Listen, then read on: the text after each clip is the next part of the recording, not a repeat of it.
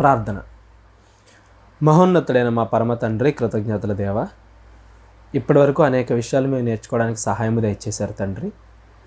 మరిన్ని విషయాలు నేర్చుకోవడానికి ముందుకు సాగుతుండగా తండ్రి కృప దయచేయమని, మంచి మాటలు మంచి ఆలోచనలు దయచేయమని, వినబోచున్న ప్రతి ఒక్క బిడ్డని జ్ఞాపకం చేసుకుని మీ చిత్తానుసారంగా ఈ కార్యక్రమాన్ని ముందుకు నడిపించమని క్రీస్తు వారి పేరిట ప్రార్థన అడిగి వేడుకుంటున్నాం తండ్రి. ఆమేన్. ఎప్పటి నుంచో చాలామంది అడుగుతున్న మెసేజ్ బాప్తిస్మం గురించి మనకి బాగా అర్థం అవ్వాలంటే ముందు మనకి రక్షణ అంటే ఏంటి అనే విషయం అర్థం అవ్వాలి. మనం క్రైస్తవ్యంలో ఎక్కువగా వాడే పదం రక్షించబడ్డం, రక్షింపబడాలి, నేను రక్షింపబడ్డాను. అసలు ఇంతకీ ఈ రక్షణ అంటే ఏంటి? బైబిల్లో రక్షణ గురించి ఏం చెప్పబడింది ఒకసారి వరుసగా చూసుకుంటూ వెళ్దాం. రోమీలకు రాసిన పత్రిక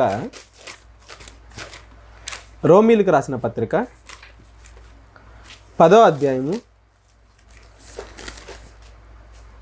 9వ వచనం. అదేమనగా, యేసు ప్రభు అని నీ నోటితో ఒప్పుకొని దేవుడు మృతులలో నుండి ఆయనను లేపెనని నీ హృదయమందు నీవు విశ్వసించిన ఎడల నీవు రక్షింపబడుదువు.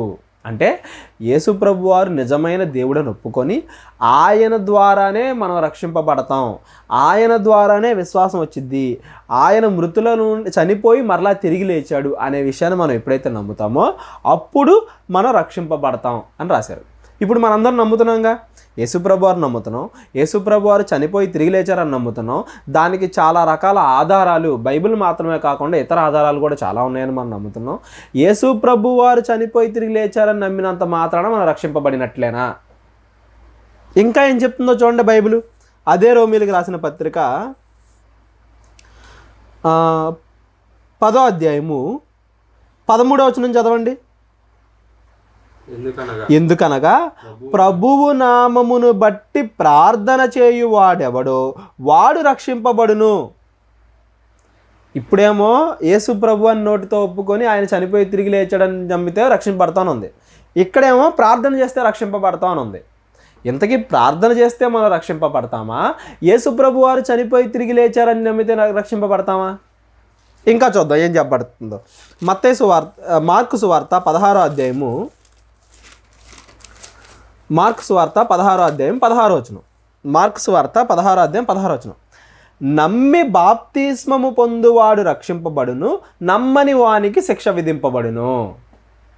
ఏంటంట, ఇప్పుడు దాకా మనం చూసింది వేరు, ఇప్పుడు మళ్ళీ ఇక్కడికి వచ్చేసరికి బాప్తిస్మం ఎవరైతే పొందుతారో వాళ్ళు రక్షింపబడతారు అంటున్నాడు. సరే, ఇంకొక మాట ఉంది చూడండి. మత్తయి సువార్త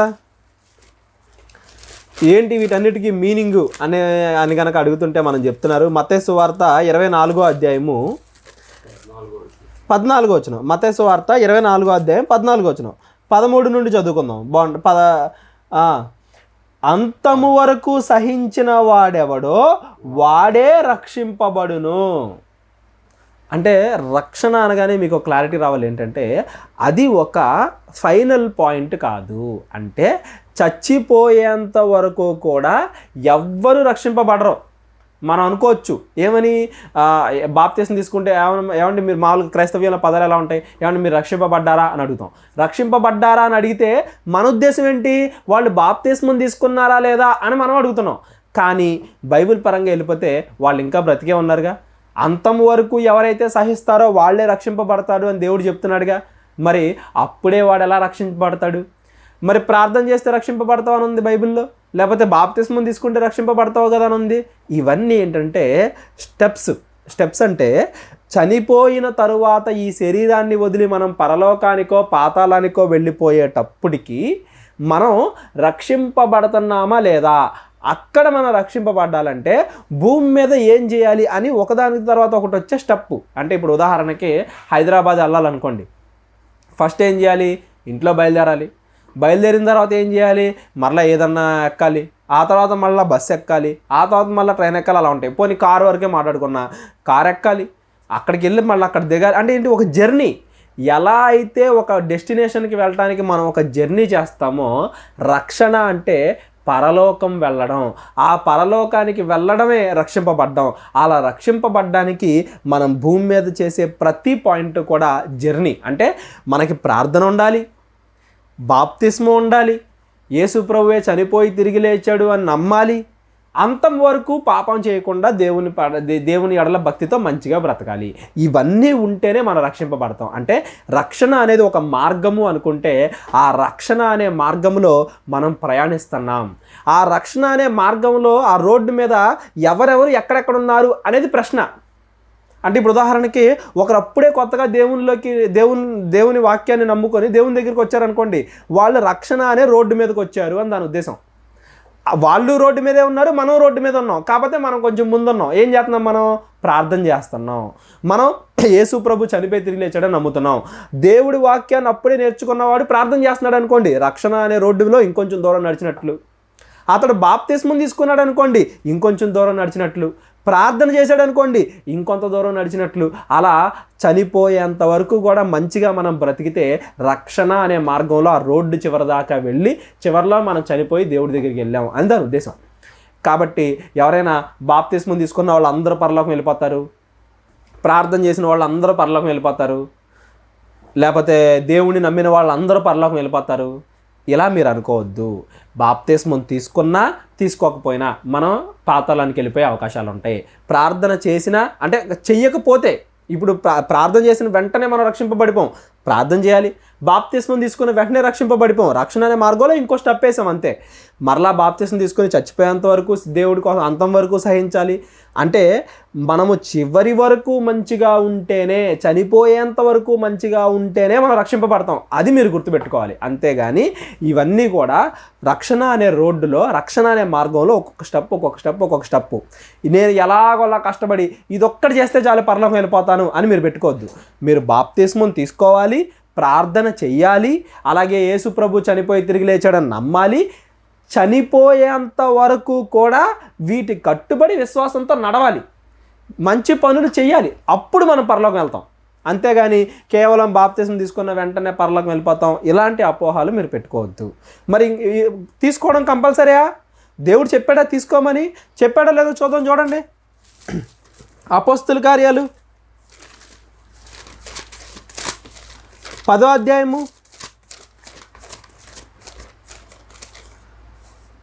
48వ వచనం. అపోస్తలుల కార్యాలు 10వ అధ్యాయం 48వ వచనం. యేసు క్రీస్తు నామమందు వారు బాప్తిస్మం పొందవలని ఆజ్ఞాపించెను. అంటే ఆజ్ఞాపిస్తున్నాడు దేవుడు. మళ్ళీ అలాగే చూడండి, మనం మార్క్స్ వార్తలో కూడా చూసాం. మార్క్స్ వార్త 16వ అధ్యాయము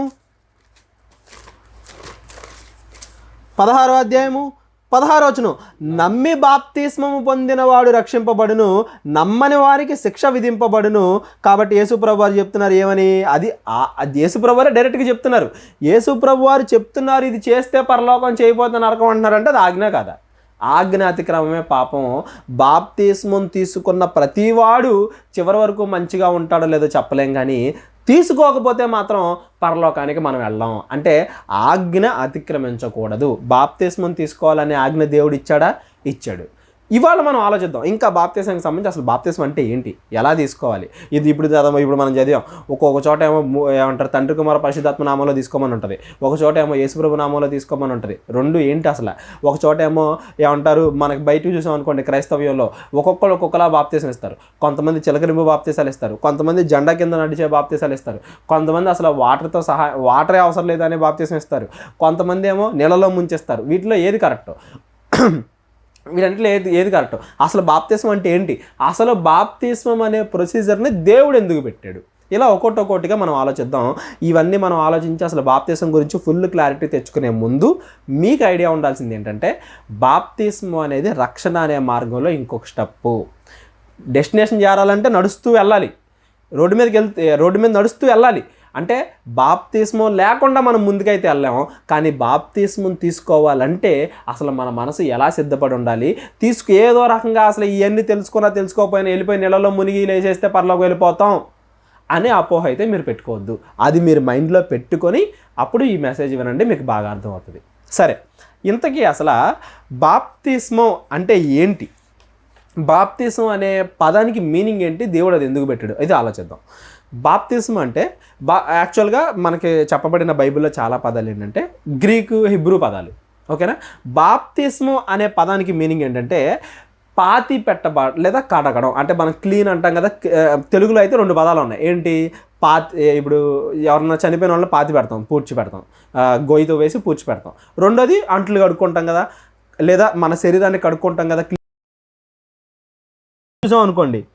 రెండు అనే పదం దగ్గర ఫుట్ నోట్లో మూల భాషలో ఇత్తడి పాత్రల బాప్తిస్మము అని ఉంది చూడండి. ఇత్తడి పాత్రల బాప్తిస్మం అంటే ఏంటి, ఇత్తడి పాత్రలను నీళ్ళల్లో కడగడం. నీళ్ళల్లో కడగడం అనే పదానికి మీనింగే, అనే పదమే బాప్తిస్మం. అంటే ఇప్పుడు తెలుగు ఇంగ్లీష్కి మారిపోతూ ఉంటుంది కదా, తెలుగులో స్కై అంటాం, తెలుగులో ఆకాశం అంటాం, ఇంగ్లీష్లో స్కై అంటాం. అంటే పదాలు డిఫరెన్స్. యేసు ప్రభుని ఇంగ్లీష్లో జీసస్ అంటాం, తెలుగులో యేసు ప్రభు అంటాం, హిందీలో ఈసాయి అంటాం. అంటే ఏంటి, పదాలు అంటే లాంగ్వేజ్కి వెళ్ళేసరికి ఎలా మారిపోతాయో అలాగా నీళ్ళల్లో కడగబడడం అనే దానికి మీనింగ్ పదం ఏంటి, బాప్తిస్మం. దీనికే పాతి పెట్టడం అనే పదం కూడా వస్తుంది. అసలు నీళ్ళల్లో కడగబడడం అంటే ఏంటి, పాతి పెట్టబడ్డం అంటే ఏంటి, ఇవి బైబిల్లో మనకి ఎందుకు చెప్పారు? యేసు ప్రభు వారు మీరు కడగబడాలి, మీరు పాతి పెట్టబడాలి అని మనకి ఆజ్ఞలు ఎందుకు ఇచ్చారు? ఆజ్ఞను చూసాం కదా, ఆ ఆజ్ఞలు ఎందుకు ఇచ్చారు? దానికి మన రక్షణకి, మనం పరలోకానికి వెళ్ళటానికి సంబంధం ఏంటి, ఇది ఈరోజు మనం ఆలోచిద్దాం. సామాన్యంగా మీరు ఇది మైండ్లో మీరు పెట్టుకోవాలంటే, అసలు ఫస్ట్ నుంచి కూడా దేవుడు మనిషికి ఏం చెప్పాలనుకుంటున్నాడు అనే ప్రొసీజర్లో మనం వెళ్ళాలి. మనిషి ద్వారా దేవుడు ఏం చేయించాలనుకుంటున్నాడు? మీరు ఫస్ట్ 4 పదాలు గుర్తుపెట్టుకోవాలి. ఏంటంటే 1 ప్రేమ, 2 పాపం, 3 క్షమాపణ, 4వది పశ్చాత్తాపం. ఈ 4 పదాలు మీరు ఎప్పుడు గుర్తుపెట్టుకోవాలి. ఎందుకంటే ఈ 4 పదాల మీదే బైబిల్ అంతా రాయబడి ఉంటుంది.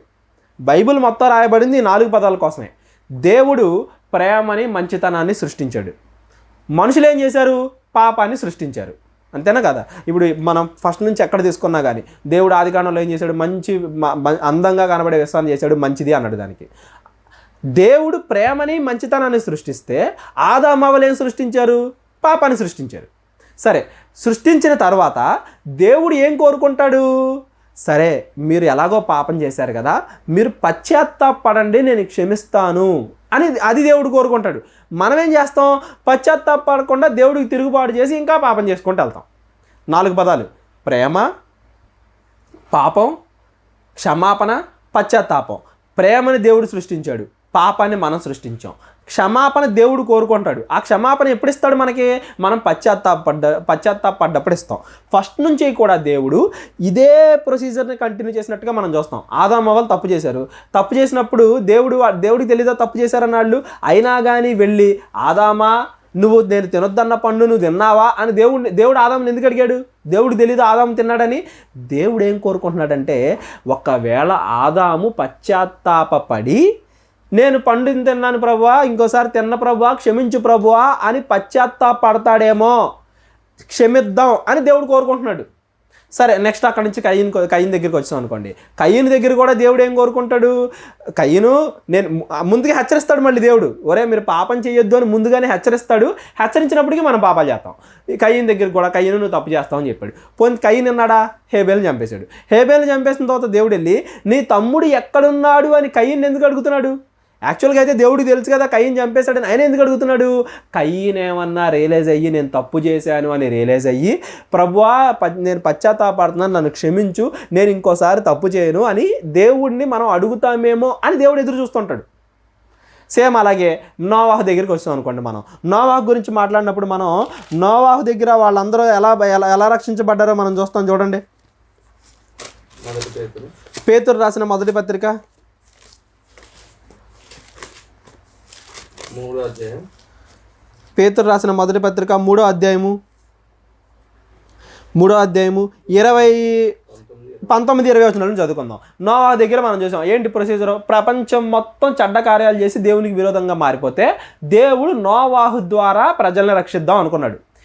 ఎలా రక్షించాడో చూడండి. 3:19 దేవుని దీర్ఘశాంతము ఇంకా కనిపెట్టుచుండినప్పుడు పూర్వము నోవాహు దినములలో ఓడ సిద్ధపరచుచుండగా. ఇది మనకి ఆదికాండంలో కనపడదు, కొంత ఇష్ట చదువుకోవాలి కదా. ఇక్కడ కొత్త ఇన్ఫర్మేషన్, నోవాహు సమయంలో ఏం జరిగింది. కేవలం నోవాహు ఓడ నిర్మించడం మాత్రమే కాదు, నోవాహు ఓడ నిర్మించే సమయంలో దేవుడు ఏం చేస్తున్నాడంట, అవిధేయులైన వారి యొద్దకు అనగా చెరలో ఉన్న ఆత్మల యొద్దకు ఆయన ఆత్మరూపిగానే వెళ్ళి వారికి ప్రకటించాను. యేసు ప్రభు వారు వెళ్ళి ఆత్మరూపంగా ప్రకటించారంట. త్రిత్వం ఏకత్వం మనం ఆల్రెడీ చూసాం. పరలోకంలో తండ్రి ఉన్నాడు, ఆ తండ్రి పంపిస్తే యేసు ప్రభు వారు వెళ్ళి నోవాహు కాలంలో ఉన్న వాళ్ళందరికీ ఏం చేశాడంట, సువార్త ప్రకటించాడంట. మనం ఆదికాండంలో నోవాహు ఓడగట్టాడని ఒకటే చదువుకుంటాం, కానీ నోవాహు ఓడగట్టేటప్పుడు నోవాహు వాళ్ళందరికీ వాక్యం చెప్పాడు, ఒరే మీరు కూడా రక్షింపబడండి రా అని.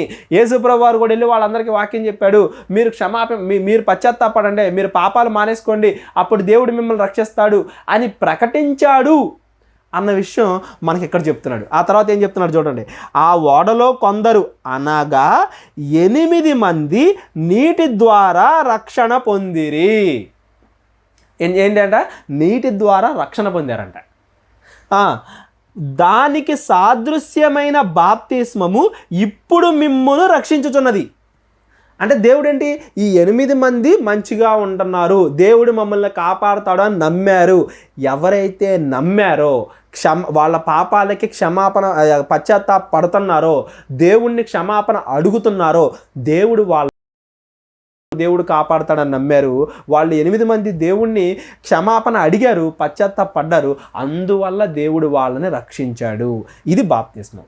పోనీ అక్కడి నుంచి ఇప్పుడు మళ్ళీ ఇంకా మనకన్నా ముందుకు వచ్చాం అనుకోండి, ఇజ్రాయేల్ కనపడతారు. ఇజ్రాయేల్ దగ్గర ఏంటి, ఇజ్రాయేల్ అందరినీ దేవుడు అరణ్యంలో రక్షించేటప్పుడు ఇజ్రాయేల్ కోసం వాడిన మాట చూడండి. అరణ్యంలో వాళ్ళని రక్షించేటప్పుడు దేవుడు మాట్లాడుతున్నాడు ఇజ్రాయేలీలతో. ఏమని మాట్లాడుతున్నాడు చూడండి.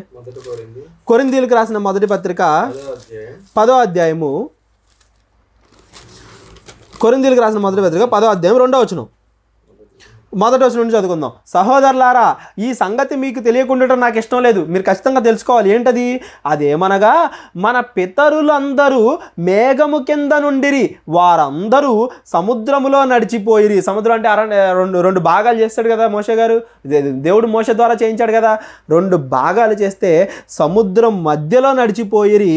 అందరూ మోషేను బట్టి ఆ మోషేను బట్టి కింద ఏముందో చూడండి, మోషేలోను. ఈ పదం గుర్తుపెట్టుకోండి, మోషేలోను అంటే మోషే ద్వారా. అది నేను నెక్స్ట్ మళ్ళీ గుర్తు చేస్తాను ఈ పదం. మోషేలోను, మేఘములోను, సముద్రములోను బాప్తిస్మము పొందిరి. అంటే ఇక్కడ కూడా ఏంటి, ఇప్పుడు ఎందుకు నోవాహు దీను నేను ఇది చూపిస్తున్నానంటే, అక్కడ జరిగిన సందర్భం మనకు అర్థం అవ్వాలి. ముందు వాళ్ళు పాపాలు చేసి ఏమంటారు, చెరలోనికి వెళ్ళి ఐగుప్తులో బానిసత్వం బాగా ఇదే అన్నారు. దేవుడు వాళ్ళని రక్షిస్తానన్నాడు. వాళ్ళని రక్షించేటప్పుడు ఎలా రక్షించాడు, ఎలా మనం కనుక దేవుడి మీద నమ్మకాన్ని పెట్టుకొని దేవుడు మనల్ని రక్షిస్తాడు అని మనం కోరుకుంటే, దేవుడు మనల్ని రక్షిస్తాడు అనే దానికి సూచన ఏమంటున్నాడు అక్కడ, మేఘములోను సముద్రములోను బాప్తిస్మము పొందిరి. అంటే వాటి ద్వారా ఆయన రక్షించాడు, వాటిని ఎగ్జాంపుల్గా పెట్టి వాళ్ళని రక్షించాడు. నోవాహు దగ్గర దేని ద్వారా రక్షించాడు, నీటి ద్వారా వాళ్ళని రక్షించాడు. ఇక్కడ మనకి బాప్తిస్మము అనే పదానికి మీనింగ్ అర్థం అవ్వాలి. ఏంటంటే అది దేవుడు ప్రేమని ఏమంటారు, మంచిని సృష్టించాడు, మనం పాపాన్ని సృష్టించాం. పాపాన్ని ఎవరైతే చేస్తారో వాళ్ళందరికీ బాప్తిస్మం అవసరం ఉంది. ఏం చేయాలంటే పాపం చేసిన వాళ్ళందరూ కూడా, ప్రభువా నువ్వు మమ్మల్ని మరలా రక్షిస్తావు అని నమ్మి మన పాపాలకి పశ్చాత్తాపడి ఇంకోసారి మేము పాపాలు చేయమని దేవుడిని అడిగితే దేవుడు మనల్ని క్షమించడం అనేది రక్షణ. అంటే రక్షణలో ఒక పార్టు, అదే బాప్తిస్మము. బాప్తిస్మం అంటే మీకు పదం అర్థం కావాలి. ఏంటది? బాప్తిస్మము అంటే మన పాపాలకి మనం పొందుకునే ఏమంటారు క్షమాపణ. చూడండి మనం మాట్లాడతాం అదే పదాన్ని. అపోస్తుల కార్యాలు 2వ అధ్యాయము 38వ వచనం. అపోస్తుల కార్యాలు 2వ అధ్యాయం 38వ వచనం. ఇక్కడేంటి, యేసుప్రభు వారు చనిపోయి తిరిగి లేచి వెళ్ళిపోయిన తర్వాత ఈ శిష్యులు బోధ చేస్తే పేతురు గారు, అక్కడ వాళ్ళందరూ ఏం చేస్తున్నారు చూడండి. 8వ వచనం, పేతురు, మీరు మారు మనస్సు పొంది పాప క్షమాపణ నిమిత్తము ప్రతివాడు యేసుక్రీస్తు నామమున బాప్తిస్మము పొందుడి. అంటే ఏంటి? పాప క్షమాపణ. ప్రభువా, మేము పాపాలు చేసాం, మేము మరలా పాపాలు చెయ్యము అని. అంటే మారు మనసు అనే పదం అంటే మీరు మళ్ళీ కొత్తగా ఏదో అనుకోకండి. మారు మనసు అంటే మనసును మార్చుకోవడం. ఏంటి మనసును మార్చుకోవడం? అప్పుడు దాకా ఏం చేస్తున్నాం మనం? దేవుడిని నమ్ముకోనంత వరకు లోకంలో రకరకాల పాపాలు, అపవాది చాలా సులువుగా చిక్కులు పెట్టేసింది కదా. జాబ్ అని, పెళ్ళని, పిల్లలని, వాటి కోసం డబ్బని, ఆ డబ్బు వెనకాల ఎప్పుడు పరిగెడతాం కోసం రకరకాల ఏమంటారు, ఏదైతే దేవుడు వద్దన్నాడో అవన్నీ చేయడం అని, పాపానికి మన మనసును బాగా దగ్గర చేసుకుని మన ఆలోచనలు అటే నడిపించి పాపలోకములో బ్రతికే నేను ఇంకా పాపము చేయను, దేవుడితో పాటు నడుస్తాను, దేవుడికి ఇష్టంగా నడుచుకుంటాను అని మన మనసును మార్చుకోవడమే మారు మనస్సు. మన మనసు అనేది, పాపానికి అలవాటైన మన మనసు అనేది దేవుడి వైపు తిరగాలి. దేవుడి వైపు తిరిగి నేను పాపాలు చెయ్యను అని చెప్పడమే మారు మనసు. దీన్నే దేవుడు బైబిల్లో నూతన సృష్టి అంటాడు.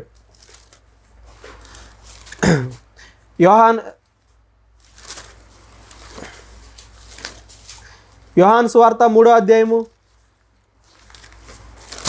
3వ వచనం. యోహాను సువార్త 3వ అధ్యాయము 3వ వచనం. అక్కడ ఏమంటారు? యేసుప్రభువు వారు మాట్లాడుతున్నారు. ఏమని మాట్లాడుతున్నారు చూడండి. 3వ వచనం, అందుకు యేసు అతనితో, ఒకడు కొత్తగా జన్మించితేనే కానీ అతడు దేవుని రాజ్యమును చూడలేడని మీతో నిశ్చయముగా చెప్పుచున్నాను. ఏంటంట? కొత్తగా మారు మనస్సు అన్నా, కొత్తగా జన్మించడం అన్నా, మరలా అలాగే నూతన సృష్టి అని కనపడుతుంది. చూడండి, కొరింథీయులకు రాసిన మొదటి పత్రిక, కొరింథీయులకు రాసిన 2వ పత్రిక 5వ అధ్యాయము 17వ వచనం, కాగా ఎవడైనను క్రీస్తు నందునున్న ఎడల వాడు నూతన సృష్టి, పాతవి గతించును, ఇదిగో క్రొత్తవాయను. నూతన సృష్టి అనగా మారు మనస్సు అనగా మరలా జన్మించడం అనగా మన పాపానికి దగ్గరైన మన మనస్సుని దేవునికి దగ్గర చేసుకోవడం. పాపము విషయమైన మనస్సుని మార్చుకొని దేవుడి పరంగా చెడ్డ పనులు చేసే మనసును మార్చుకొని మంచి పనులు చేస్తాను అని దేవుడి దగ్గర మనం ఒప్పుకోవడం. మళ్ళీ చూడండి, యోహాను సువార్త 3వ అధ్యాయం 3వ వచనం చదువుదాం. అందుకు యేసు అతనితో, ఒకడు కొత్తగా జన్మించితేనే కానీ అతడు దేవుని రాజ్యమును చూడలేడని మీతో నిశ్చయముగా చెప్పుచున్నాను. అంటే ఏంటి? మీ పాపాలు చేసే మీ మనసు మారి నేను ఇంకా మంచి పనులే చేస్తాను, ఇక మీదట పాపము చేయను అని నువ్వు ఒప్పుకుంటేనే, నీ మనసు మార్చుకుంటేనే నువ్వు పరలోకం వెళతావు. దానికి నికోదేము అడుగుతున్నాడు. ఏమడుగుతున్నాడు చూడండి, ముసలివాడైన మనుష్యుడు ఎలా జన్మించగలరు? వీళ్ళందరూ ఎలా తీసుకుంటున్నారు? మళ్ళీ జన్మించడం అంటే శరీర ప్రకారంగా తీసుకుంటున్నారు. అసలు ముసలాడు అయిపోతాడు, ఆడు చచ్చిపోతాడు కానీ మళ్ళీ ఎలా పడతాడు? అసలు మళ్ళీ పుట్టడం అంటే ఏంటి అని అడిగితే అప్పుడు చెప్తున్నారు యేసుప్రభు వారు. చూడండి 5వ వచనం చదవండి. ఒకడు నీటి మూలముగాను ఆత్మ మూలముగాను జన్మించితేనే కానీ దేవుని రాజ్యములో ప్రవేశింపలేడని నిశ్చయముగా మీతో చెప్పుచున్నాను. ఇక్కడ 2 పదాలు కనబడుతున్నాయి మనకి, నీటి మూలముగాను ఆత్మ మూలముగాను. అసలు మనస్సును మార్చుకోవడానికి నీటికి ఆత్మకి సంబంధం ఏంటి అంటే, ఇప్పుడు దాకా మనం ఏం చూసాం? బాప్తిస్మము అనగానే మన మనస్సును మార్చుకోవడం అని చూసాం. మనసు ఏంటి మార్చుకోవాలి? పాపాలు చేస్తున్న మనసుని మంచి చేయాలి అనేలాగా మనం మార్చుకోవాలి. దానికి నీటికి ఆత్మకి సంబంధం ఏమిటి? ఇది మనకు అర్థం అవ్వాలంటే మనం ఆల్రెడీ యేసుప్రభు వారు చనిపోతేనే మనకి రక్షణ ఎలా కలిగిద్ది అనే విషయం గురించి మనం ఆలోచించాలి. మనం ఆల్రెడీ ఆ టాపిక్లో చెప్పుకున్నాం. పాయింట్ అలా ఏంటంటే, దేవుడు ఇందాక 4 పదాలు చెప్పాను కదా, ప్రేమ, పాపం, పశ్చాత్తాపం, క్షమాపణ. ఈ 4 పదాల మీదే ప్రపంచం అంతా నడుస్తుంది. మనుషులకి ఇప్పుడు నోవాహు దగ్గర కూడా మనం చూసాం. నోవాహు దగ్గర కూడా ఏం చేశాడు దేవుడు? ఎవరైతే పాపము చేస్తున్నారో వాళ్ళందరినీ పశ్చాత్తాపడండి మీరు అని చెప్పి వెళ్ళి ప్రకటించాడు యేసుప్రభు వారు. అయితే వారు వినకుండా పాపాలే చేశారు కాబట్టి వాళ్ళు రక్షింపబడలేదు.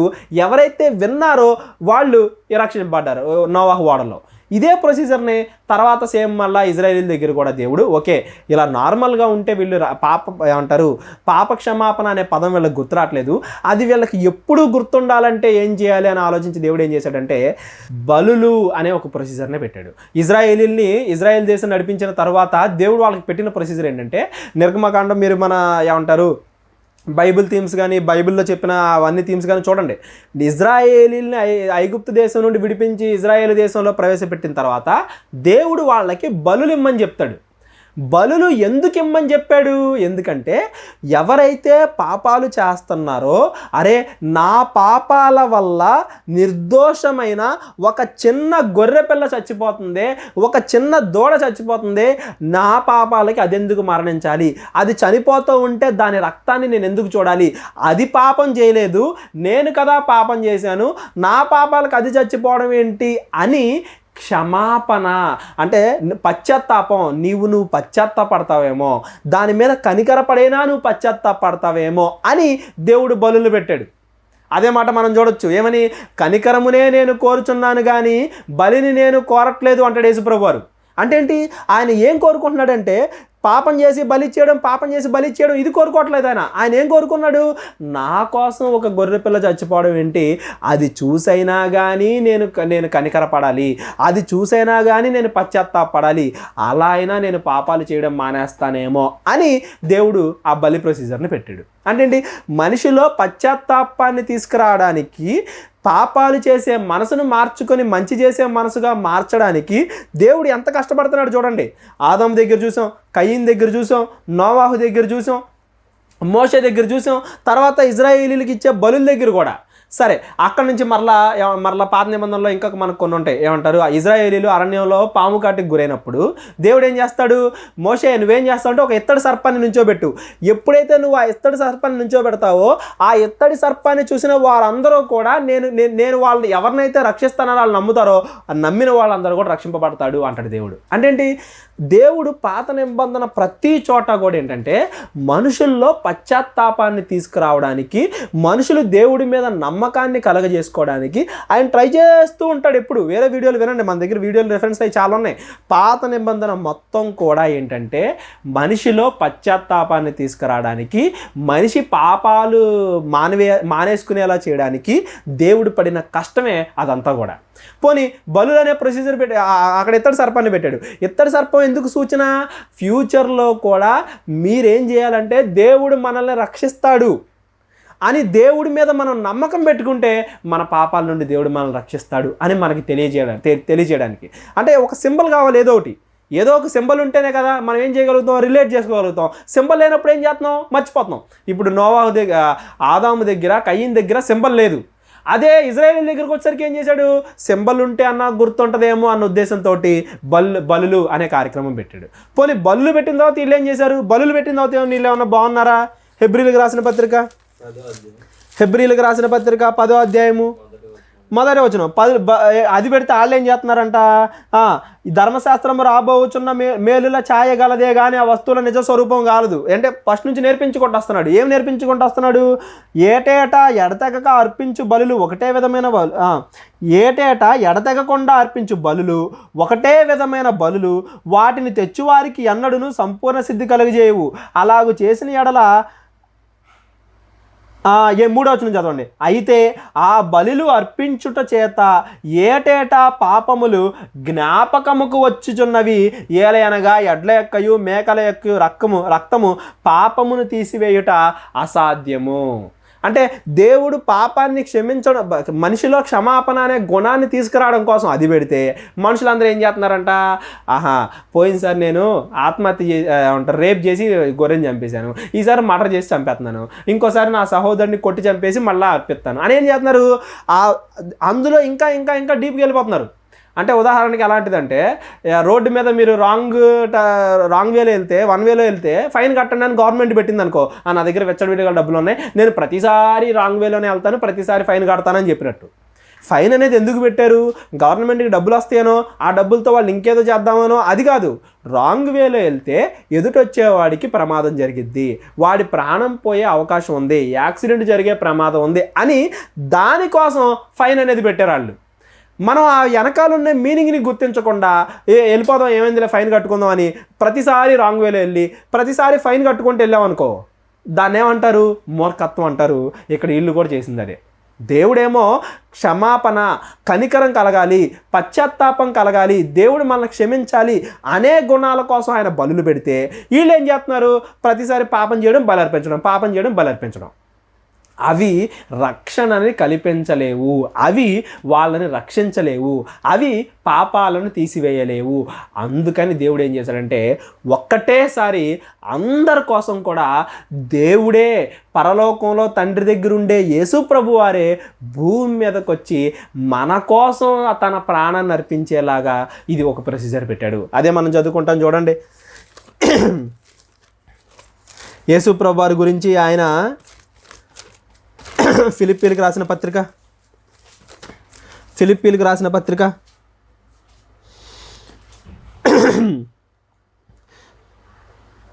6వ వచనం, ఆయన దేవుని స్వరూపము గలవాడై ఉండి, 2వ అధ్యాయం 6వ వచనం, ఆయన దేవుని స్వరూపము గలవాడై ఉండి దేవునితో సమానముగా ఉండుట విడిచిపెట్టకూడని భాగ్యం ఎంచుకొనలేదు, కానీ మనుష్యుల పోలికగా పుట్టి దాసుని స్వరూపము ధరించుకొని తన్ను తానే రిక్తునిగా చేసుకొనెను. మరియు ఆయన ఆకారమందు మనుష్యునిగా కనబడి మరణము పొందునంతగా, అనగా శిలువ మరణము పొందునంతగా విధేయత చూపిన వాడే తన్ను తాను తగ్గించుకొనెను. పరలోకంలో దేవుడిగా ఉండాల్సిన యేసుప్రభు వారు భూమి మీదకి వచ్చి మన కోసం చచ్చిపోయాడు. ఆయన రక్తము వలన మనకు పాప క్షమాపణ కలుగుచున్నది అని చదువుకుంటాం. చూడండి, యోహాన్ రాసిన మొదటి పత్రిక 1వ అధ్యాయం 7వ వచనం ఏమంటున్నాడు చూడండి. అయితే 1వ అధ్యాయం 7వ వచనం, అయితే ఆయన వెలుగులోనున్న ప్రకారము మనము వెలుగులో నడిచిన ఎడల మనము అన్యోన్య సహవాసము గలవారై యుందుము. అప్పుడు ఆయన కుమారుడైన యేసు రక్తము ప్రతి పాపము నుండి మనలను పవిత్రులుగా చేయును. అంటే ఏంటి? ప్రొసీజర్ అప్డేట్ చేశాడు. ఏంటంటే యేసు ప్రభువారు ఒక్క పాపము చేయకుండా ఒకే ఒక్క పాపము కూడా చేయకుండా మానవాళిని రక్షించడానికి పరలోకము నుండి వచ్చిన దేవుడే నీ కోసం చనిపోతున్నాడు అంటే అది చూసైనా కానీ మనము పశ్చాత్తాపడి అసలు నా కోసం చచ్చిపోయాడా అని మనం మన పాపాలకి బాధపడి దేవుణ్ణి క్షమించమని అడుగుతామేమో, పశ్చాత్తాపడతామేమో, అప్పుడు దేవుడు క్షమిస్తాడు అన్న ఆలోచనతో యేసు ప్రభువారిని మన కోసం పంపించి బలిగా అర్పించాడు. అంటే ఇక్కడ ప్రొసీజర్ చూడండి, పాత నిబంధన అయినా కొత్త నిబంధన అయినా ఎక్కడైనా దేవుడు మనిషి నుండి కోరుకునేది ఏంటయ్యా అంటే నువ్వు పాపాలు చేసే మనస్సును మానేసుకుని మంచి చేసే మనస్సుగా మార్చుకోవాలి, మారు మనస్సు పొందాలి. పాపాలు చేసే నువ్వు చచ్చిపోయి మంచి చేసే మనిషిగా మరలా జన్మింపబడాలి. అంటే కొత్త సృష్టి అవ్వాలి, కొత్తగా జన్మించాలి.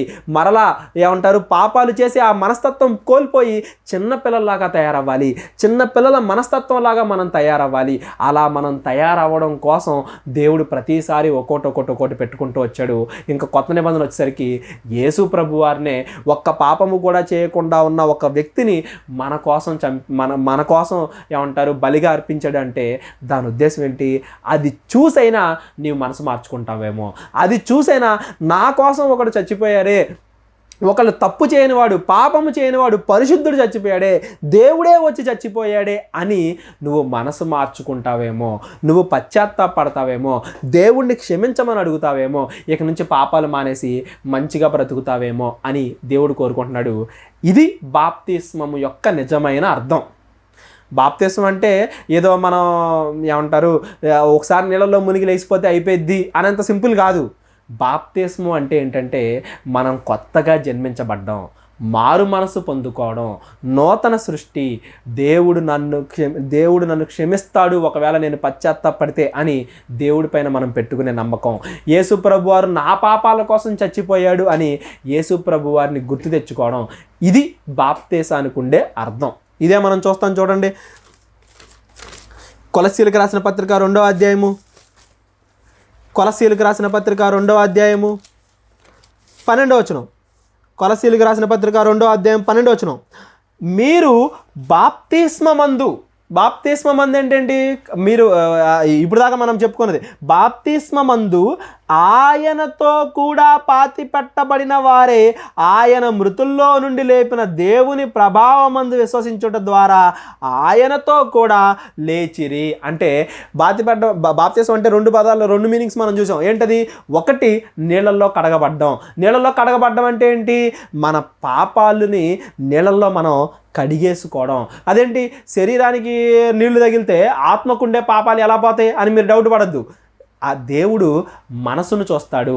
నువ్వు ఆ నీళ్ళలో మునిగేటప్పుడు నీ మనసులో దేవుణ్ణి, ప్రభువా నేను పాపాలు చేశాను, నన్ను క్షమించు అని నువ్వు అడుగుతున్నావా లేదా అది చూస్తాడు దేవుడు.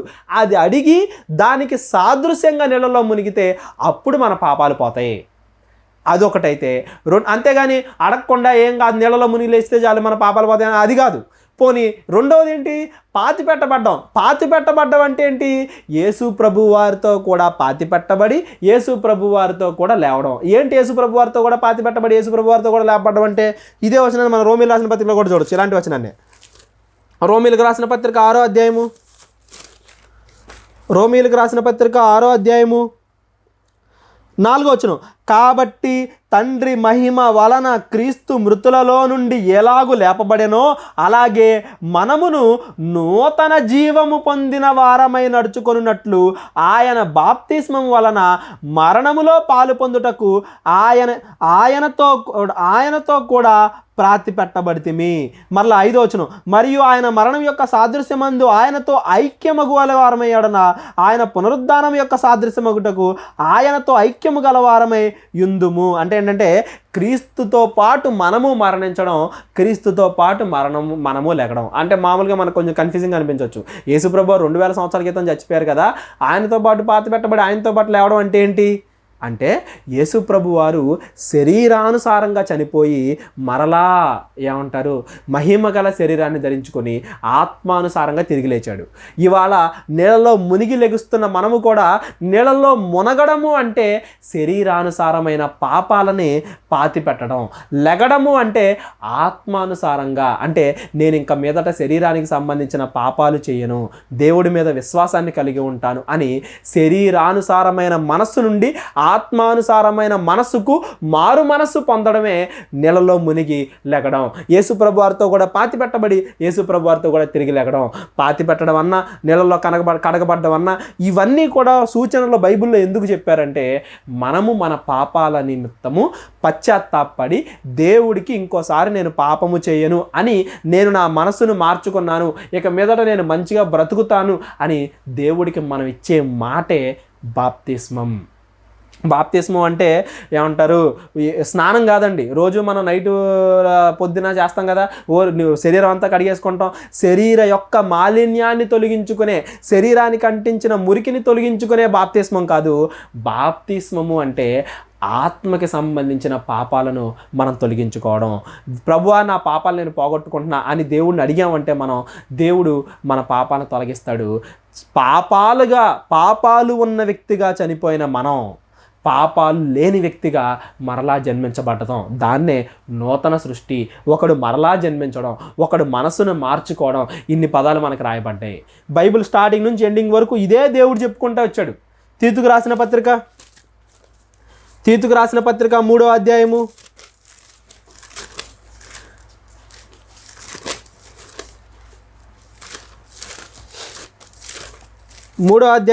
5వ వచనం. తీతు రాసిన పత్రిక 3వ అధ్యాయం 5వ వచనం చూడండి. మనము నీతిని అనుసరించి చేసిన క్రియల మూలముగా కాక కనికరము చొప్పుననే పునర్జన్మ సంబంధమైన స్నానము ద్వారాను పరిశుద్ధాత్మ మనకు నూతన స్వభావము కలుగజేయడం ద్వారాను మనలను రక్షించెను. ఏ స్నానం అంట ఇది? మామూలుగా పొద్దున్నే లేచి నైట్ చేసుకుని పొద్దున్నే లేచిన తర్వాత నైట్ పడుకునే ముందు చేసే స్నానం కాదంట. పునర్జన్మ సంబంధమైనది, అంటే ఆత్మ సంబంధమైనది. ఆత్మ సంబంధం ఏంటంటే ఏదో ఊరికే నీళ్ళలో మునిగితే మన పాపాలు పోతాయా అని నీళ్ళకి సంబంధించింది కాదు, ఇది మనసుకు సంబంధించినది. నువ్వు నీళ్ళలో మునిగేటప్పుడు నీ మనసులో ఏమనుకుంటున్నావు, ఆత్మానుసారంగా ఆలోచిస్తున్నావా, శరీరానుసారంగా ఆలోచిస్తున్నావా అనే దానికి సంబంధించింది. ఇంతకీ అసలు ఈ బాప్తిసం ఎందుకు తీసుకోవాలి? మన పాపాలను మనం క్షమించుకోవడానికి, మన పాపాలకి క్షమాపణ పొందడానికి, పశ్చాత్తాపడుతూ. అదే మరి కొంతమంది ఎందుకు తీసుకుంటారు, ఏమంటారు, శరీరాను సంబంధంగా, అంటే పెళ్ళి అవుద్దని. ఇప్పుడు పాస్టర్ దగ్గరికి వెళ్ళి, పాస్టర్ గారు నేను పెళ్లి చేసుకుందాం అనుకుంటున్నానండి అన్నాను అనుకో, సరే ఏం చేయాలంటే నువ్వు మీ భార్య ఫస్ట్ బాప్తిసం తీసుకోవాలమ్మా, బాప్తిసం తీసుకున్న తర్వాత పెళ్ళి, అంటే పెళ్ళి కొరకు బాప్తిసం తీసుకోవడం. లేకపోతే ఏమంటారు, బాగా కాలేజీలో జాయిన్ అయ్యేటప్పుడు, లేకపోతే పెద్దవాళ్ళం ఏమనో, లేకపోతే డబ్బులు వస్తాయనో, లేకపోతే ఇంకేదో జరుగుద్దనో, లేకపోతే పరలోకానికి సంబంధించిన భూమి మీద బాగా డబ్బు వస్తుందేమో, దేవుడు బాప్తిసం తీసుకుంటే దేవుడు ఆశీర్వదిస్తాడు, మన కష్టాలన్నీ తీసేస్తాడు, అప్పులన్నీ తీర్చేస్తాడు అని శరీర సంబంధమైన ఆలోచనల కొరకు గనక నువ్వు బాప్తిస్మం తీసుకుంటే అది బాప్తిస్మం కాదు. బాప్తిస్మం అంటేనే శరీర సంబంధమైన ఆలోచనలన్నింటినీ పక్కన పడేసి, నాకు శరీర సంబంధంగా ఏం అవసరం లేదు, నేను శరీర సంబంధంగా ఎన్ని శ్రమలు పడినా నాకు అనవసరం, నేను నా ఆత్మ రక్షింపబడాలి. ఏంటంట ఎఫెసీయులకు రాసిన పత్రికలో మనం చదువుకున్నాం ఏమని, మీ పాపముల మూలంగా మీరు చచ్చిన వారే. ఎఫెసీయులకు రాసిన పత్రిక 2వ అధ్యాయము 1వ వచనం, మీ అపరాధముల చేతను పాపముల చేతను మీరు చచ్చిన వారై ఉండగా ఆయన మిమ్మును క్రీస్తుతో కూడా బ్రతికించెను. అంటే ఏంటి, మనం పాపాలు చేసి చచ్చిపోయిన వాళ్ళం అయితే ఆత్మపరంగా మరలా బ్రతికింపబడాలి అని తీసుకునేది బాప్తిస్మే, కానీ శరీర ప్రకారంగా ఇంకా ఏవో కలుగుతాయి అని, మంచి మంచి దేవుడు డబ్బిస్తాడని, బాగా కష్టాలు తీసేస్తాడని వాటి కోసం తీసుకునేది బాప్తిస్మం కాదు. బాప్తిస్మం ఎందుకు తీసుకోవాలి? పాప క్షమాపణ నిమిత్తం తీసుకోవాలి. పాప క్షమాపణ పొందుకుంటే ఏమొచ్చింది? రక్షణ వచ్చింది. రక్షణ నిమిత్తం తీసుకోవాలి. రక్షణ అంటే ఏంటి? పరలోకం రావడం, పరలోకం వెళ్ళడం కోసం మనం తీసుకోవాలి. ఇది బాప్తిసానికి సంబంధించిన ప్రొసీజరు. ఇంకొంతమందికి డౌట్ వస్తుంది, ఏమని, బాప్తిసం అనేది మరి చాలామంది చాలా రకాలుగా ఇస్తున్నారు కదండి, మనం ఎలా తీసుకోవాలి అంటే నీళ్ళల్లో మునిగి తీసుకోవాలా, చిలకరింపు బాప్తిసం తీసుకోవాలా, లేకపోతే ఏమంటారు, కొంతమంది ఏం చేస్తున్నారంటే ఈ మధ్య ఒక కర్ర కట్టేసి ఆ కర్ర కింద నుండి వెళ్ళిపోతే బాప్తిసం వచ్చేసింది అంటున్నారు. అలాగే తీసుకోవాలా ఏంటి? అసలు బైబిల్లో బాప్తిసం ఎలా ఇవ్వబడింది ఏంటి, ఇది మనం ఆలోచిద్దాం. బైబిల్లో ఎలా ఇవ్వబడిందో చూద్దాం. చూడండి, యోహాను సువార్త 3వ అధ్యాయము 23వ వచనం.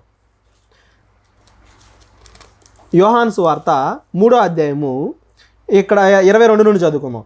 అటు తర్వాత యేసు తన శిష్యులతో కూడా యూదయ దేశమునకు వచ్చి అక్కడ వారితో కాలము గడుపుచు బాప్తిస్మమిచ్చుచు ఉండెను. యేసు ప్రభు శిష్యులు కూడా బాప్తిస్మం ఇస్తున్నారంట. కార్యక్రమం ఎక్కడ, ఎలా అనేది చూడండి. 23వ వచనం, సలీము దగ్గరనున్న ఐనోనను స్థలమున నీళ్లు విస్తారముగా ఉండెను గనుక యోహాను అక్కడ బాప్తిసం ఇచ్చుచూ ఉండెను.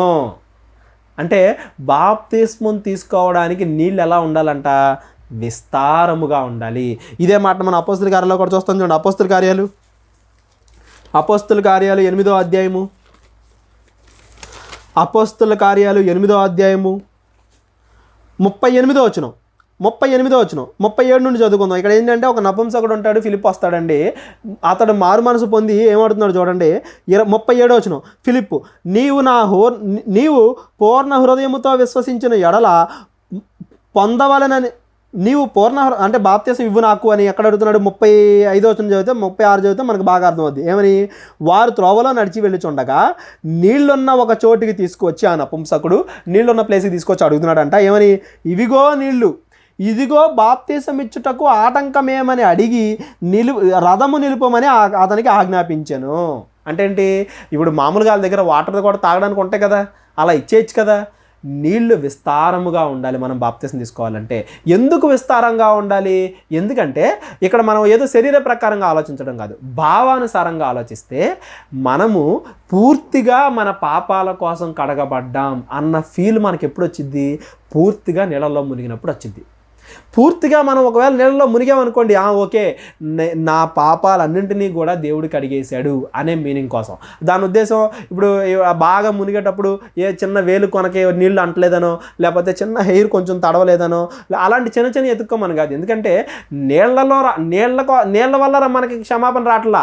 మన మారు మనస్సు పొంది దేవుని నమ్మి ఆ నమ్మకానికి సాదృశ్యంగా మునుగుతున్నాం కాబట్టి మనకు వస్తుంది. అంతేగాని నీళ్లు మురిగ్గా ఉన్నాయా, నీళ్లు క్లీన్గా ఉన్నాయా, పూర్తిగా దడిచాయా, కొంచెం అది కాదు. పూర్తిగా నీళ్ళు ఎక్కువ ఉండాలి అనే దాని వెనకాల ఉద్దేశం ఏంటంటే, మనము పూర్తిగా మునిగినప్పుడు పూర్తిగా మనల్ని మన పాపాల నుంచి దేవుడు కడుగుతున్నాడు అనే భావం, అనే అర్థం మనకి రావడానికి. ఇప్పుడు ఆ భావం నీలో వచ్చిందనుకో, అప్పుడు నువ్వు పూర్తిగా తడవకపోయినా, నీళ్లలో కొంచెమే తడిగినా, సగమే మునిగినా, అప్పుడు కూడా ఏమంటారు, దేవుడు రక్షిస్తాడు. ఎందుకు రక్షించడు? దేవుడేమి నీళ్లనో లేకపోతే వాళ్ళనో చూడ్డు కదా. నీళ్ళే లేకుండా 6 నెలల మీద నడుచుకుంటూ వెళ్ళిపోయినా అది వాళ్ళకి బాప్తిసం అన్నాడు దేవుడు. నోవహు దగ్గర కూడా మనం చూసాం. అంటే ఇక్కడ పాయింట్ అలా ఏంటంటే, మన మనసు ఎలా ఉన్నది, మనసు మారిందా లేదా, పాపాలు చేసే మనసు నుంచి మంచిగా చేసే మనసుగా మారిందా లేదా, అది సాదృశ్యంగా నీకు గుర్తుంటుందా లేదా. అంటే ఇప్పుడు మామూలుగా మనం ఎప్పుడు లాగా చేసుకుంటూ వెళ్ళిపోయాం అనుకోండి, మర్చిపోతాం. ఇప్పుడు బాప్తిసం అనేదే లేకుండా నువ్వు ఊరికే దేవుడు నన్ను క్షమిస్తాడు, ప్రభువా నన్ను క్షమించు అని అడిగితే దేవుడు పాపాలు తీసేయచ్చు కదా. ఎందుకు సెపరేట్గా బాప్తిసం అనే ప్రొసీజర్ పెట్టి ఎందుకు దానికి ఆజ్ఞని పెట్టాడు?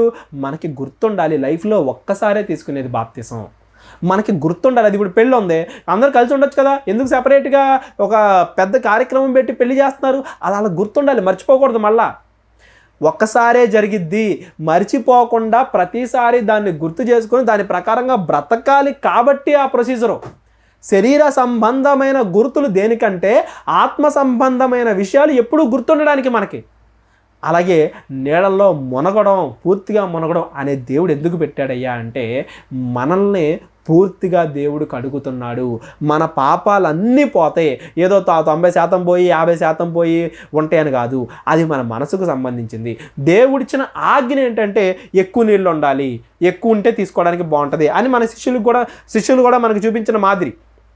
అలాగని ఏమంటారు, పూర్తిగా ఎక్కువ నీళ్ళు ఉండాలి, కొంచెం నీళ్ళల్లో ఉంటే కాదు, అయ్యేం కాదు, ఎలా అయినా పర్లేదు. కాకపోతే ఆ టైంలో మన మనసు ఎలా ఉన్నది, మన మనసులో మనం ఏం ఆలోచిస్తున్నాం, ఇక నుండి నా పాపాలన్నీ కడగబడ్డాయి, ఇక నుండి నేను మంచిగా ఉండాలి, నా పాపాలన్నింటినీ దేవుడు తీశాడు, నేను ఇంకా నూతన సృష్టి, కొత్తగా జన్మించిన వాడను అని మనం ఫీల్ అవుతున్నామా?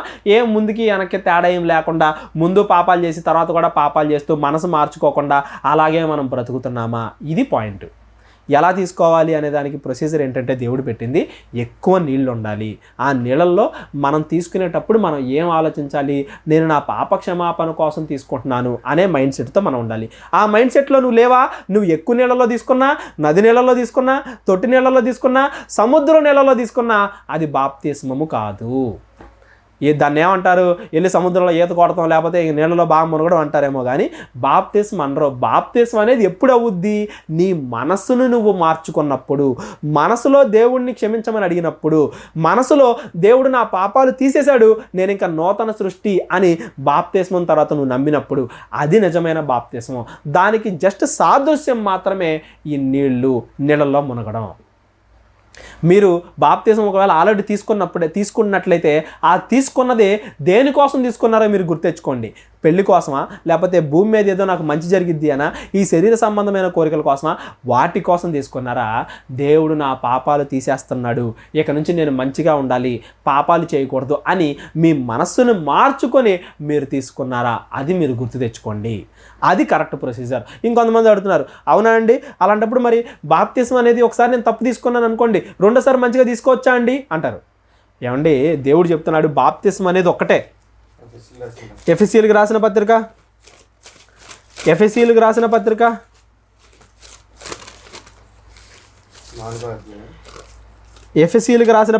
4వ అధ్యాయము 5వ వచనం, ప్రభువు ఒక్కడే, విశ్వాసము ఒక్కటే, బాప్తిస్మము ఒక్కటే. బాప్తిస్మము ఒక్కటే అంటే ఏంటంటే ఒకటేసారి తీసుకునేది. మరి రెండోసారి ఒకసారి నేను ఫస్ట్ టైం బాగా తీసుకోలేదు అది బాప్తిసం కాదు. అంటే ఇప్పుడు ఉదాహరణకి హైదరాబాద్ వెళ్ళాలి, మనం హైదరాబాద్ వెళ్ళే బస్సు ఎక్కుతాం. హైదరాబాద్ వెళ్ళే బస్సు ఎక్కకుండా విజయవాడ వెళ్ళే బస్సు ఎక్కేసాం అనుకోండి, ఇప్పుడు నేను హైదరాబాద్ ఎలా వెళ్ళాలి అని అడగాలి, కానీ హైదరాబాద్ రెండోసారి ఎలా వెళ్ళాలండి అని మనం అడగకూడదు, ఎందుకంటే అసలు ఒకసారి కూడా మనం వెళ్ళలేదు. అలాగే మనం ఫస్ట్ టైం ఒకవేళ పాప క్షమాపణ కోసం కాకుండా శరీర ఆశల కోసం గనక మనం బాప్తిసం తీసుకుంటే, పరలోకం కోసం కాకుండా భూలోకంలో వచ్చే ఆనందాల కోసం మనం బాప్తిసం తీసుకుంటే అది అసలు బాప్తిసమే కాదు. అప్పుడు నువ్వు రెండోసారి తీసుకునేది రెండోసారి బాప్తిసం అవదు, అదే ఫస్ట్ టైం బాప్తిసం. ఎందుకంటే ఫస్ట్ టైం అసలు నువ్వు హైదరాబాద్ విజయవాడ వెళ్ళిపోయావు, నువ్వు వెళ్ళాల్సింది హైదరాబాదు. అప్పుడు రెండోసారి హైదరాబాద్ ఎలా వెళ్ళాలని అడగకూడదు, హైదరాబాద్ ఎలా వెళ్ళాలండి అని అడగాలి. ఒకసారి కూడా నువ్వు తీసుకున్నట్టు, ఒకవేళ నువ్వు కరెక్ట్గా తీసుకోకపోతే నేను కరెక్ట్గా తీసుకోవాలి అని. కరెక్ట్గా తీసుకోవట్లేదంటే మీరు ఇవే ఆలోచించొద్దు, నెలలో పూర్తిగా మునిగానా లేదా, ఈ కొంచెం మునిగానా, ఈ కాదు. ఆ టైంలో మీ మనసు అనేది ఎలా ఉంది, మీరు పరలోక సంబంధం కోసం పాప క్షమాపణ కోసం బాప్తిస్మం తీసుకుంటున్నారా, లేకపోతే శరీర సంబంధమైన అవసరతలు ఏవో వస్తాయనో, పెళ్లి కోసమో, చదువు కోసమో, డబ్బు కోసమో, వీటి కోసం బాప్తిస్మం తీసుకుంటున్నారా, ఇది మీరు ఆలోచించండి. ఇంకొంతమంది అడుగుతున్నారు, బాప్తిస్మం అనేది యేసు నామంలో తీసుకోవాలా, ముగ్గురు నామంలో తీసుకోవాలా? దేవుడు ఒక చోట ఏమో అంటున్నాడు చూడండి. మత్తయి సువార్త 28వ అధ్యాయము 19వ వచనం. కాబట్టి మీరు వెళ్ళి సమస్త జనులను నాకు శిష్యులుగా చేయుడి, తండ్రి యొక్కయు కుమారుని యొక్కయు పరిశుద్ధాత్మ యొక్కయు నామములోనికి వారికి బాప్తిస్మం ఇచ్చుచు. ఇక్కడేమో తండ్రి యొక్క, కుమారుని యొక్క, పరిశుద్ధాత్మ యొక్క నామంలో ఇవ్వమని చెప్తున్నాడు. మరి ఇంకో చోట ఏమైనా ఉంటుందో చూడండి. అపోస్తుల కార్యాలు 19వ అధ్యాయము, అపోస్తుల కార్యాలు 19వ అధ్యాయం 5వ వచనం. ఇక్కడ ఏం జరుగుతుందంటే, శిష్యులు కొంతమంది ఉంటారు, యోహాను ఇచ్చిన బాప్తిసం తీసుకున్న వాళ్ళు పౌలు గారి దగ్గరికి వస్తారు. పౌలు గారు కూడా బాప్తిసం సంబంధించిన టాపిక్కే చెప్తూ ఉంటారు. అప్పుడు చెప్పినప్పుడు వాళ్ళు అడుగుతున్న ప్రశ్న ఏంటంటే, అపోల్లో కొరింథులో ఉన్నప్పుడు జరిగినది ఏమనగా, పౌలు పై ప్రదేశంలో సంచరించి ఎఫెస్సుకు వచ్చి కొందరు శిష్యులను చూచి, మీరు అంటే వీరు ఫస్ట్ తీసుకున్న బాప్తిసం మేము పరలోకం కోసం తీసుకోలేదు, భూలోక సంబంధమైన విషయాల కోసం తీసుకున్నాం అని చెప్తే రెండోసారి పౌలు గారు వాళ్ళకి బాప్తిసం ఇచ్చారంట. రెండోసారి ఎలా ఇచ్చాడు? యేసు నామములో బాప్తిసం. రెండోసారి అనకూడదు, ఇదే ఫస్ట్ టైం, ఎందుకంటే ఫస్ట్ టైం తీసుకుంది కరెక్ట్ కాదు కాబట్టి. వాళ్ళకి నిజమైన బాప్తిసాన్ని ఇచ్చాడు. ఆ నిజమైన బాప్తిసం దేనిలో ఇచ్చాడంట? యేసు నామమున బాప్తిసం పొందిరి. అక్కడేమో యేసు ప్రభు వారు తండ్రి కుమార పరిశుద్ధాత్మ నామంలో ఇవ్వమన్నారు, ఇక్కడేమో పౌలు గారు యేసు నామాన్ని ఇచ్చారు. అంటే పౌలు గారు దేవుడు యేసుప్రభు ఆజ్ఞను మీరాడా? అది వేరు ఇది వేరా? ఇక్కడ మనకి ఒక పాయింట్ అర్థం కావాలి. అసలు నామము అంటే ఏంటి? అసలు ఇప్పుడు మనం ఆల్రెడీ త్రిత్వం ఏకత్వం అనే ఒక టాపిక్ మాట్లాడుకున్నాం. దేవుడు ముగ్గురా ఒకలా? దేవుడు వేరువేరుగా ఉన్నాడు, లక్షణాల్లో కలిసి ఉన్నాడు. అసలు ఇక్కడ నామము అంటే ఏంటి? దేవుడు మాట్లాడుతూ అంటున్నాడు చూడండి, యేసుప్రభు వారు మాట్లాడుతూ యోహాను సువార్త 5వ అధ్యాయము, యోహాను సువార్త 5వ అధ్యాయము 43వ వచనం. నేను నా తండ్రి నామమున వచ్చి ఉన్నాను. యేసుప్రభు వారు ఎవరి నామాన్ని వచ్చాడంట? తండ్రి నామాన్ని వచ్చాడంట. తండ్రి నామం అంటే ఏంటి? సరే, యేసుప్రభు వారు తండ్రి నామాన్ని వచ్చారు. పరిశుద్ధాత్మ ఏ నామంలో వచ్చిందో చూడండి. పరిశుద్ధాత్మ ఏ నామంలో వచ్చిందో చూడండి. యోహాను సువార్త 14వ అధ్యాయము, యోహాను సువార్త 14వ అధ్యాయం 26వ వచనం, 25 నుంచి చదువుకుందాం.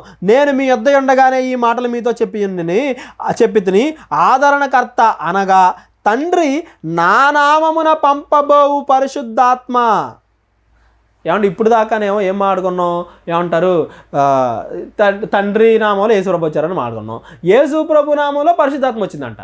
అంటే ఈ ముగ్గురిది ఒకటే నామమా కాదా? ఇంతకీ నామం అంటే ఏంటి? నామము అంటే లక్షణాలు, పని.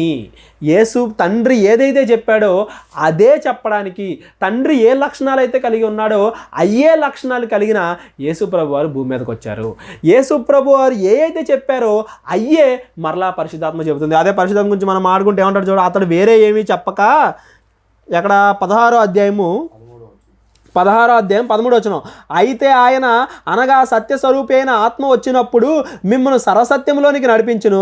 ఆయన తనంతట తానే ఏది బోధింపక వేటిని వినునో వాటిని బోధించి సంభవించబోవు సంగతులను మీకు తెలియజేయును. అంటే వీరు ముగ్గురు కూడా ఒకే లక్షణాలతో ఉన్నారు, ఒకే పని మీద ఉన్నారు, ఒకే భావాలు కలిగి ఉన్నారు అని ఒకటే నామము. అంటే ఇప్పుడు చూడండి, మనం ఆల్రెడీ చెప్తాం చూసాం కొన్నిసార్లు ఇప్పుడు ఏదన్నా పని మీద వెళ్ళాం అనుకోండి. మనం ఇప్పుడు ఫర్ ఎగ్జాంపుల్కి ఎక్కడన్నా ఒక ఆట ఆడుకోవడానికి వెళ్ళాం, మనం ఒకళ్ళే పక్కన నుంచున్నాం, ఎవరిని వచ్చి ఏమని అడిగారు అనుకోండి, వాళ్ళందరూ ఒకటే అయిపోయి నన్ను పక్కన నెట్టేశారు అంటావా లేదా? అంటే మామూలు భాషలో ఏంటి, వాళ్ళందరూ ఒకటే అయిపోయారు, నన్ను ఒక్కనే పక్కన నెట్టేశారు. ఇప్పుడు వాళ్ళందరూ ఒకటే అయిపోయారంటే ఏంటి, వాళ్ళందరూ ఒకటే మాట మీద ఉన్నారు, ఒకటేలాగా ఉన్నారు, నన్ను ఒక్కడనే నేను వాళ్ళు చెప్పేది నేను చెప్పేది వేరుగా ఉంది కాబట్టి నన్ను పక్కన నెట్టేశారని. అలా యేసు ప్రభు కానీ, తండ్రి కానీ, పరిశుద్ధాత్మ కానీ వీళ్ళ ముగ్గురు కూడా ఒకటే పని మీద ఉన్నారు, ఒకటే లక్షణాలతో ఉన్నారు కాబట్టి ఒకటే నామము అని రాయబడింది. నువ్వు తండ్రి, కుమార, పరిశుద్ధాత్మ నామం అన్నా, యేసు నామం అన్నా ఏదైనా ఒకటే. ఇప్పుడు ఇదే మనం ఇంగ్లీష్లోకి వెళ్ళిపోయాం అనుకోండి, ఇంగ్లీష్లో వేరేది ఉంటుంది, జీసస్, ఫాదర్, హోలీ స్పిరిట్ అని ఉంటుంది. ఇప్పుడు ఏంటి, పదాలు మారినంత మాత్రాన భావాలు మారిపోయానా? లాంగ్వేజ్ మారుతుంది, పదాలు మారుతున్నాయి అంతే. భావం, నువ్వు బాప్తిస్మం తీసుకునేటప్పుడు తండ్రి గురించి నీకు తెలుసా? తండ్రి ఫస్ట్ నుంచి నిన్ను చేసి ప్రపంచాన్ని సృష్టించి మన కోసం యేసుప్రభుని పంపించిన తర్వాత కూడా మరలా మనం పాపాలు చేస్తామేమో అని బాప్తిస్మం తీసుకున్న తర్వాత మరలా పరిశుద్ధాత్మను కూడా ఇచ్చిన దేవుణ్ణి మనం నమ్ముతున్నామా? అంటే తండ్రిని, యేసుప్రభు వారిని, పరిశుద్ధాత్మని మూడిటిని కూడా మనం నమ్మామనుకోండి, మనం తీసుకునే బాప్తిస్మం తండ్రి, కుమార, పరిశుద్ధాత్మ నామంలో తీసుకున్నా, యేసుక్రీస్తు నామంలో తీసుకున్నా ఒకటే. ఎప్పుడైతే నువ్వు ఆ విషయం నమ్మట్లేదు అనుకో, ఓన్లీ యేసుప్రభు ఒకటే తెలుసు అనుకో, నీకు పరిశుద్ధాత్మ తెలియదు అనుకో, నువ్వు తండ్రి, కుమార నామంలో పరిశుద్ధాత్మ నామంలో తీసుకున్నా, యేసుప్రభు నామంలో తీసుకున్నా, ఏ నామంలో తీసుకున్నా నీ బాప్తిస్మం కరెక్ట్ కాదు. నీ హృదయంలో ముగ్గురు గురించి నీకు ఐడియా ఉందా? ముగ్గురు ఏమేం చేస్తున్నారో నీకు ఐడియా ఉందా? అసలు బాప్తిస్మం తీసుకున్న తర్వాత పరిశుద్ధాత్మ ఎందుకు రావాలి పరిశుద్ధాత్మ?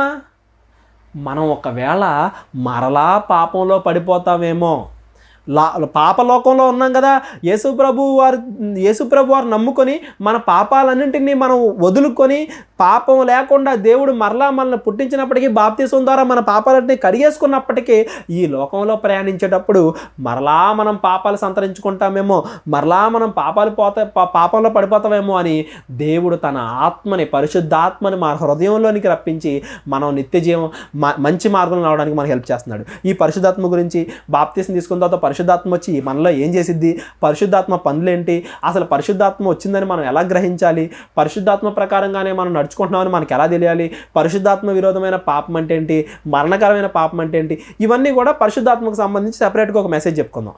ఈ మెసేజ్లు ఏంటంటే బాప్తిస్మము తీసుకున్న తరువాత మరలా మనం పాపంలో పడకుండా ఉండడానికి, పాపంలో పడినా మనం ఎలా మంచి మార్గంలో నడవాలి అని మనల్ని చెప్పడానికి దేవుడు మనకి పరిశుద్ధాత్మని ఇస్తాడు అనే విషయం మాత్రం మీరు గుర్తుపెట్టుకోండి. ఆ పరిశుద్ధాత్మ గురించిన మిగిలిన ఇంకా కొంచెం డీటెయిల్డ్గా మనం పరిశుద్ధాత్మని ఇంకో సెపరేట్ టాపిక్లో మనం మాట్లాడుకుందాం. ఇక్కడ మనం గుర్తుపెట్టుకోవాల్సింది ఏంటంటే బాప్తిస్మం తీసుకునేటప్పుడు ఏ నామంలో నువ్వు తీసుకోవాలి?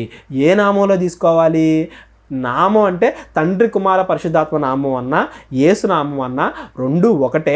ఎప్పుడు నీ మనసులో తండ్రి గురించి ఐడియా ఉన్నప్పుడు, కుమారుని గురించి ఐడియా ఉన్నప్పుడు, పరిశుద్ధాత్మ గురించి ఐడియా ఉన్నప్పుడు, తండ్రి నీ కోసం ఏం చేశాడు, కుమారుడి నీ కోసం ఏం చేశాడు, పరిశుద్ధాత్మ నీ కోసం ఏం చేసింది, పరిశుద్ధాత్మ నీ కోసం ఏం చేస్తూ ఉంది, ఇవన్నీ కూడా నీకు క్లారిటీ ఉన్నప్పుడు తండ్రి, కుమార, పరిశుద్ధాత్మ నామం అన్నా, యేసు నామం అన్నా రెండు ఒక్కటే. అప్పుడు మన భావాన్ని బట్టి, మన ఆలోచనలను బట్టి, మన మనసును బట్టి దేవుడు మన పాపాలను క్షమించడం అనేది జరిగిద్ది. ఇది మీరు గుర్తుపెట్టుకోండి. ఎప్పుడు బాప్తిస్మం తీసుకోవాలి? ఎప్పుడు తీసుకోవాలి?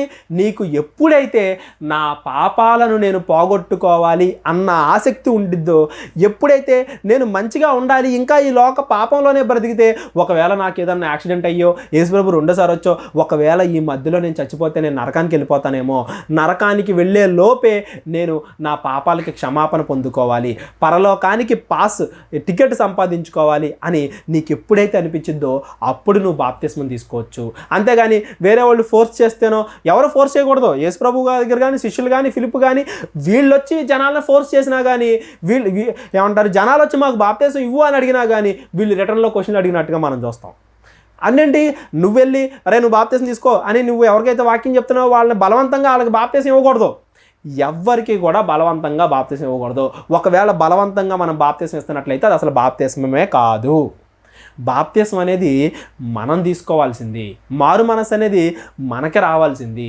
మనకి ఎప్పుడైతే బాప్తీసం ఇచ్చిద్దో అప్పుడు బాప్తీసం తీసుకోవాలన్న ఆసక్తి కలిగిద్దో అప్పుడు మనం బాప్తీసం తీసుకోవచ్చు. బాప్తీసం ఇచ్చేవాళ్ళు ఎవరైతే ఉన్నారో పాస్టర్లు కానీ బోధకులు కానీ మీరు కూడా గుర్తుపెట్టుకోండి, ఎవరిని కూడా మనం ఫోర్స్ చేయకూడదు. అది నిజమైన బాప్తీసం కాదు. ఒకవేళ ఎవరన్నా బాప్తీసం తీసుకుంటామని మీ దగ్గరికి వచ్చినా సరే మీరు వాళ్ళు టెస్ట్ చేయండి. వాళ్ళు భూలోక సంబంధమైన విషయాల కోసం బాప్తీసం తీసుకుంటున్నారా, పెళ్ళి పిల్లలు లేకపోతే భూలోకంలో వచ్చే వాటి కోసం బాప్తీసం తీసుకుంటున్నారా, లేదా పాపాలు కడుక్కోవడానికి, పరలోకాన్ని సంపాదించుకోవడానికి, పరిశుద్ధాత్మను సంపాదించుకోవడానికి, పాపాలు లేని శరీర ప్రకారంగా మరణించి ఆత్మపరంగా జన్మించడానికి తీసుకుంటున్నారా అని మీరు వాళ్ళని ప్రశ్నలు అడిగి వారు నిజంగా వాళ్ళ మారు మనసు పొందుకుని బాప్తిస్మం తీసుకుంటున్నారని మీకు ఎప్పుడైతే అనిపిస్తుందో అప్పుడు మాత్రమే మీరు బాప్తిస్మం ఇవ్వండి. బాప్తిస్మం అనేది శరీరానికి సంబంధించింది కాదు.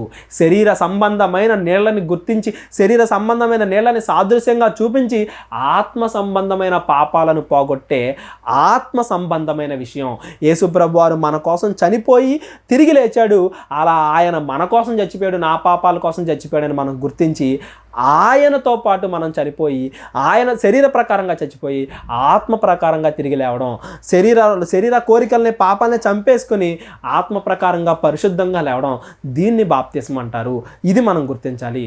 బాప్తిస్మం అనగా ఏమంటారు, ఏదో ఊరికే అలా వెళ్ళి ఒక 5 నిమిషాలు నీళ్ళలో మునిగిలేస్తే అయిపోద్ది అనుకోకండి. అది కంటిన్యూస్ ప్రొసీజర్. మనం చచ్చిపోయేంత వరకు కూడా అది మనం ఎప్పుడైతే గుర్తుపెట్టుకుంటామో, వెనకాలుండే థీమ్ని, ఆ కోర్ కాన్సెప్ట్ మనం ఎప్పుడైతే గుర్తుపెట్టుకుంటామో అప్పుడే మనం రక్షింపబడతాం. ఈ బాప్తిసం గురించి ఇంకా కొన్ని సందేహాలు ఉంటాయి చాలామందికి. అవి ఇంకా కొన్ని చెప్పాల్సిన విషయాలన్నీ, ఇది లెంత్ వీడియో అయిపోతుంది కాబట్టి మళ్ళీ ఇంకో వీడియోలో మనం మాట్లాడుకుందాం. ప్రస్తుతానికి ప్రార్థన చేసుకుందాం. ప్రార్థన. మహోన్నతుడైన మా పరమ తండ్రి, కృతజ్ఞతలు దేవా, సహాయం దయచేశారు తండ్రి, కృతజ్ఞతలు. మరి వింటున్న ప్రతి మాటని కూడా తండ్రి కేవలం చెవులతో విని వదిలేసే వారము కాకుండా తండ్రి మా హృదయాల్లో వాటిని భద్రపరుచుకొని వాటి ప్రకారంగా మా జీవితాన్ని మేము మార్చుకోవడానికి, మారు మనస్సు కలిగి ఉండడానికి, ఆ కలిగిన మారు మనస్సుని మా అంతం వరకు మేము కాపాడుకోవడానికి, మంచి పనులు చేయడానికి, పాపానికి దూరంగా ఉండడానికి, అదే పరలోకానికి మార్గమని మేము తెలుసుకొని పరిశుద్ధంగా జీవించడానికి కృప ఇచ్చేయమని, తోడుగా ఉండమని, మరలా మేమందరం కలుసుకొని అనేక విషయాలు మాట్లాడుకోవడానికి మీ చిత్తానుసారంగా కృప చూపించమని క్రీస్తు వారి పేరిట ప్రార్థన అడిగి వేడుకొంచున్నాం తండ్రి. ఆమెన్.